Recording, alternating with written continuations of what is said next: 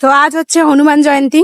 আগের বছরের ভিডিওতে তোমরা দেখেছিলে যে হনুমান জয়ন্তীর দিন আমাদের পাশেই একটা কারখানায় খাওয়া দাওয়া হয়, মানে নিরামিষ খাওয়া দাওয়ার জন্য ইনভিটেশন থাকে। তো আমরা আগের বছরও ঠিক এরকম দুপুর 1টা 1টা নাগাদ রোদের মধ্যে পুড়ে খেতে গেছিলাম। তো এই বছরও যাচ্ছি আমরা খেতে। এই যে আমার সাথে রয়েছে আমার দাদার মেয়ে, আর ওই যে পেছনে অনেকে আসছে রোদের মধ্যে, আমি নিজেই কিছু দেখতে পাচ্ছি না ঠিক করে, চোখ ছোট ছোট হয়ে গেছে। ইচ্ছা ছিল একটা কুর্তি বা কিছু পরে যাবো, মানে একটু এথনিক টাইপের কিছু পরে যাব, কিন্তু কিছু করার নেই, ওয়েস্টার্নই পরে যেতে হচ্ছে। কারণ অ্যাজ ইউজুয়াল আমি লেট করেছি, সবাই এসে আমার জন্য বাড়ির সামনে ওয়েট করছিল। তো চলো ওখানে গিয়ে দেখা হচ্ছে, কি কি খাচ্ছি না খাচ্ছি সবটা এই ভিডিওতে শেয়ার করব। আমাদের বাড়ি থেকে হাঁটা পথে এখানে আসতে টাইম লাগে ওই 10 মিনিট মতো। আর আমরা তো এখানে এসে গেছি, এসেই দেখছি গেট কিন্তু বন্ধ ছিল।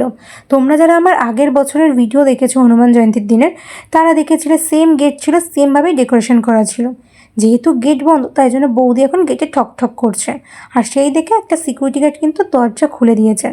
কিন্তু ভেতরে ঢুকে আমাদের বেশ কিছুক্ষণ ওয়েট করতে হয়েছিল, কারণ ভেতরে ঢোকার পর আমরা জানতে পারি যে এখনও পুজো শেষ হয়নি। পুজো শেষ হলে তারপরে আমাদেরকে খেতে দেবে। আর এর ভেতরেই কিন্তু পুজো হচ্ছে। আর এটা দেখো একটা প্লাইয়ের কারখানা। আর যেহেতু পুজো হচ্ছে তাই জন্য দেখো চারিদিকে এত ধোঁয়া, আর লোকজনেরও বেশ ভিড় আছে। ভেবেছিলাম ঠাকুর দর্শন করে খেতে বসবো, কিন্তু এত লোকের ভিড়ের মাঝে আমরা ঠাকুর দর্শনই করতে পারিনি। এখন আমরা বসে পড়েছি খেতে। আর আমরাই যেহেতু ফার্স্ট ব্যাচ ছিলাম, সেই জন্য আমরা আমাদের নিজেদের পছন্দ মতো সিটই কিন্তু পেয়েছি। মানে যেখানে পাখা ছিল আমি আগে দৌড়ে গিয়ে সেই সিটটাকেই বুক করেছি। আর আমি যেখানে বসেছি তার ঠিক অপোজিটেই কিন্তু বসেছে আমার দাদার মেয়ে। বলতে পারে ইচ্ছা করে ওকে আমি আমার অপোজিটে বসিয়েছি, যাতে আমি যখন খাবো আমার খাওয়ার ভিডিও শ্যুটগুলো ও করে দিতে পারে। খেতে বসার সঙ্গে সঙ্গে দেখো আমাদের সামনে কিন্তু টেবিলে চলে এসেছে পাতা। আর পাতাটা কিন্তু এত ভালো দেখতে ছিল। তার সাথে দেখো আমরা পেয়ে গেছিলাম জলের গ্লাস, যদিও জলের গ্লাস আমি নিইনি, কারণ তোমরা তো জানোই আমি খাবার সময় জল খাই না, তাই বেকার বেকার একটা জলের গ্লাস নিয়ে নষ্ট করার কোনো মানে আমার জন্য হয় না। তো খাবার পাতা পাওয়ার পরপরই আমার পাতে পড়ে গেছে দুটো কচুরি, আর তার সাথে ছিল ছোলার ডাল। আর এই কচুরি আর ছোলার ডালটা খেতে বেশ টেস্ট হয়েছিল। আর তারপরে দেখো পাতে পড়ে গেছে নিরামিষ আলুর দম। কচুরি দিয়ে আলুর দম খাবার থেকেও কিন্তু কচুরি দিয়ে ছোলার ডালটা খেতে বেশি ভালো লাগছিল। যদিও ছোলার ডাল আমার খুব একটা পছন্দের না, তবে আজকের এই ছোলার ডাল আর লুচির কম্বিনেশনটা বেস্ট ছিল। প্রথমে দুটো কচুরি নিলেও কচুরি আর ছোলার ডালটা খেতে এতটাই ভালো লাগছিলো যে পরে আমি আরও দুটো কচুরি চেয়ে নিয়েছিলাম। আর সবশেষে তো আমি ভেবেছিলাম ভাত নেই, তাই জন্য ভেবেছিলাম ঠিক আছে 4টে কচুরি আমি খাবো। কিন্তু আমার ভাবনাতে ভুল ছিল, 4টে কচুরি নেবার পর পাতে আমি দেখছি রাইস আসছে। তাই আর বাধ্য হয়ে রাইসও নিয়েছিলাম, তবে অল্প করে। মেনলি কচুরি আর ছোলার ডাল দিয়ে আমি বেশি পেটটা ভরিয়েছিলাম। কচুরি দিয়ে আলুর দমটা খেতে অতটা ভালো না লাগলেও এই যে মিষ্টি মিষ্টি পিস পোলাও বা ভেজ পোলাও বা ফ্রাইড রাইস কিছু একটা ছিল, সেটা দিয়ে কিন্তু এই আলুর দমটা খেতে বেশ ভালোই লাগছিল। এমনকি এই রাইসটা কিন্তু শুধু খেতেও বেশ ভালো লাগছিল। কিছু কিছু নিরামিষ রান্না এত টেস্টি হয় যে সেগুলো খাবার পর আমিষ খাবার কথা আর মাথাতেই আসে না। গরম ওই নিরামিষ খাবারগুলো খেয়ে কিন্তু বেশি তৃপ্তি পাওয়া যায়। কচুরি, ছোলার ডাল, তার সাথে ভেজ পোলাও আর আলুর দম, এই সব খাওয়া শেষ করতে না করতে দেখো পাতে পড়ে গেছে টক মিষ্টি আমের চাটনি। আর তার সাথে কিন্তু ছিল পাঁপড়। আর তোমরা তো জানোই যে আমার পাঁপড় চাটনিতে ডিপ করে খেতে ঠিক কতটা ভালো লাগে। তাই এই অনুষ্ঠানে গিয়েও আমি কিন্তু ওই চাটনিতে পাঁপড় ডিপ করেই খাচ্ছি। আর হ্যাঁ, তার সাথে মিষ্টিও ছিল, মানে রসগোল্লা। যদিও রসগোল্লা আমি খাই না, তাই আমি নেইনি।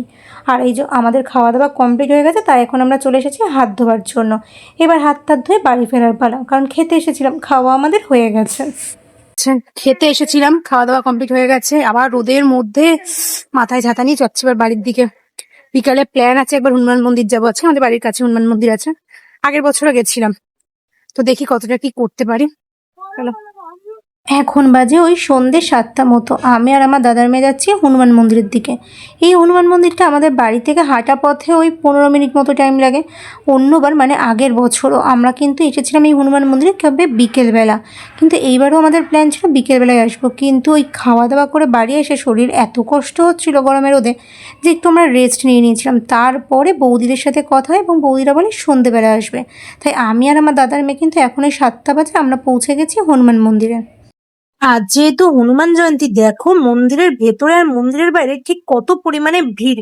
মানে এত লোকের আনাগোনা হয়েছিল আজকে, যা অন্য দিনের তুলনায় অনেকই বেশি ছিল।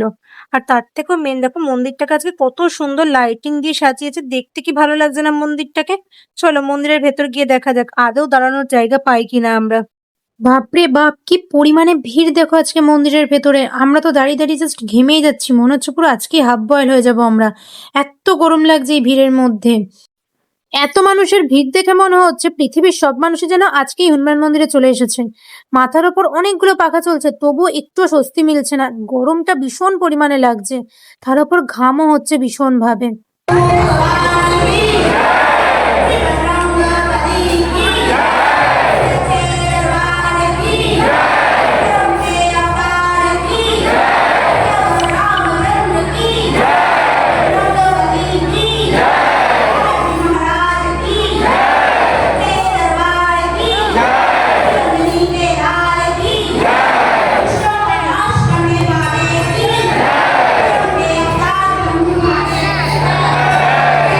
খুব বেশি সময় আজকে আমরা মন্দিরের ভেতরে একদমই থাকতে পারলাম না, এত গরম লাগছিল আর এত অস্বস্তি হচ্ছিল যে খুব অল্প সময়ের জন্যই ঠাকুরের আরতি দেখে আমরা বেরিয়ে এসেছি।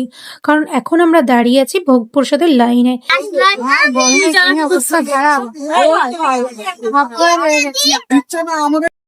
আর কতক্ষণ দাঁড়িয়ে থাকা যায় বলতো? দাঁড়িয়ে থাকতে থাকতে এবার ভীষণ অস্বস্তি লাগছিল। তাই এখানে বৌদি দেখো দুই বাচ্চাকে নিয়ে বসে পড়েছে নিচে। যেখানে বসিয়ে ভোগ প্রসাদ খাওয়ানো হবে সেই জায়গাটার গেট খুলে দিয়েছে, তাই এখন আমরা দৌড়ে দৌড়ে যাচ্ছি সেই ভেতরে ঢোকার জন্য। কারণ একটু লেট করে গেলে আমরা আর বসার জায়গা পাবো না। তো এসে আমরা বসে পড়েছি নিচে, যেখানে খাবার দেওয়া হবে সেখানে। দেখো কত মানুষ শুধুমাত্র ভোগ প্রসাদ খাবে বলে এসেছে। আর এইটা কিন্তু শুধু শেষ না, বাইরে এখনো অনেক মানুষের লম্বা লাইন পড়েছে শুধু ভোগ প্রসাদ খাবে বলে। আমরাই যেহেতু ফার্স্ট ব্যাচে বসেছি, ফার্স্ট ব্যাচেই দেখো অলমোস্ট 100-150 জনের বেশি মনে হয় বসেছে ভোগ প্রসাদ খেতে। আর শুধু কিন্তু রাতের বেলা না, দুপুর বেলাতেও কিন্তু ভোগ প্রসাদ খাওয়ানোর আয়োজন করা হয়েছিল। দুপুর আর রাত মিলিয়ে প্রায় মনে হয় 1000 জনের বেশি ভোগ প্রসাদ খাওয়ার জন্য উপস্থিত ছিল আজকে। এখন আমরা এখানে সবাই মিলে বসে ওয়েট করছি কখন আমাদের খাবার আসবে, আর খেয়ে আমরা ঝটপট করে বাড়ি যাব, কারণ অনেকটা রাত হয়ে গেছে। আজকে ফ্রি বকা দিয়ে খাওয়া হচ্ছে, দুপুরবেলা একদম খেয়েছি ফ্রিতে, সন্ধ্যাবেলা এখন খাচ্ছি, ফ্রিতে পেয়ে যাচ্ছি আজকে আমরা। আমরা যেখানে খেতে বসেছি তার ঠিক কিন্তু পিছন দিকেই হচ্ছে এই কিচেনটা। আর এই কিচেনের মধ্যে দেখো কত বড় বড় হাঁড়ি করাতে কত কত রান্না হচ্ছে, আর কত লোক একসাথে মিলে রান্নাগুলো করছে। যতই হোক এতজন মানুষের আয়োজন, এইখানে সবাই দেখো খাবার দাবারগুলো একসাথে আয়োজন করে রাখছে যাতে ডিস্ট্রিবিউট করতে ক্যাটারিং এর ছেলেদের সুবিধা হয়। আর আমার আর বড় বৌদির অলরেডি হাত ধোয়া হয়ে গেছে, তাই ছোট বৌদি আর সৌমিলি গেছে এখন হাত ধুতে বাচ্চাদের নিয়ে। প্রথমে আমাদের সামনে দেখো পড়ে গেছে খাবার থালা। দুপুরে আমরা যখন খেতে গেছিলাম তোমরা দেখেছিলে এরকমই কিন্তু থালা আমাদের দিয়েছিল, তবে সেটা ছিল প্লাস্টিকের, আর এখন দিয়েছে স্টিলের, আর তার সাথে দিয়ে দিয়েছে আমাদেরকে একটা করে স্টিলের গ্লাস। তারপরে দেখো পাতে পড়ে গেছে সাদা ভাত, তবে এটা কোনো মিনিকেট চাল বা বাসমতি চাল বা নর্মাল রাইসের ভাত ছিল না, সম্ভবত এটা গোবিন্দভোগ চাল বা আতপ চাল, কিংবা এটা খুদের চাল যেটা বলি সেই চালের ভাত ছিল। যদিও আমি টেস্ট করে বুঝতে পারিনি এটা কি চাল। আমি রান্না মোটামুটি করতে পারি, তবে আমার এই বিভিন্ন রকমের চালের ধরন বা সবজির ধরন বা ডালের ধরন কিংবা বিভিন্ন রকমের যে আলু হয় তাদের ধরন সম্পর্কে ধারণা ভীষণই কম। শুধু কিন্তু ভাত না, ভাতের সাথে পড়ে গেছে দেখো নিরামিষ আলুর তরকারি, তার সাথে নিরামিষ ডাল, যেটা খেতে কিন্তু খুবই সুন্দর হয়েছিল। তারপরে দেখো পাতে পড়ে গেছে এখানে লুচি, যদিও এই লুচিগুলো আমি খাইনি, শুধুমাত্র ভাত ডাল আর তরকারি আমি খেয়েছিলাম।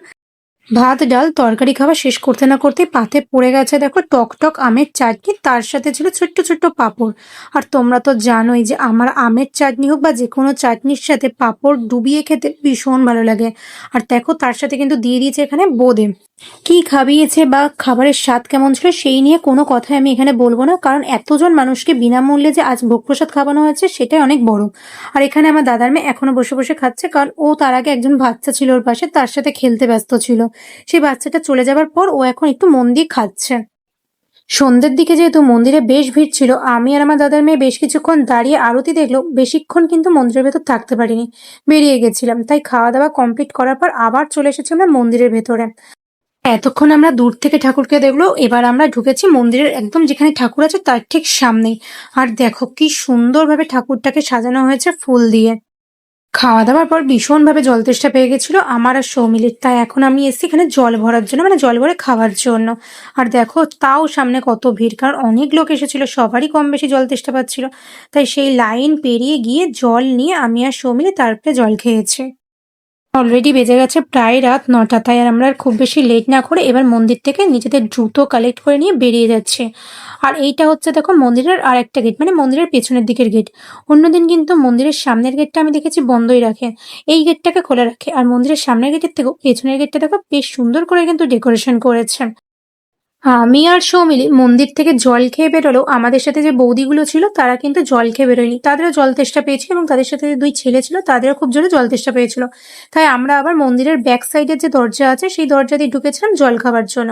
তো আমাদের সবারই জল খাওয়া হয়ে গেছে আর বেজে গেছে এখন প্রায় রাত 9টা 10 মতো। এবার সত্যি সত্যি বাড়ি ফিরতে হবে, না হলে বাড়ি পৌঁছাতে অনেক রাত হয়ে যাবে, কারণ আমরা তো হেঁটে হেঁটে বাড়ি ফিরবো। যদিও আমাদের বাড়ি থেকে খুব বেশি দূর না, ওই বললামই যে বাড়ি আসতে আমাদের টাইম লাগে হাঁটা পথে 10 মিনিট মতো। আর এই দেখো মন্দির থেকে আমরা প্রসাদ হিসাবে পেয়েছি আমি 2খানা কলা আর একটা লাড্ডু।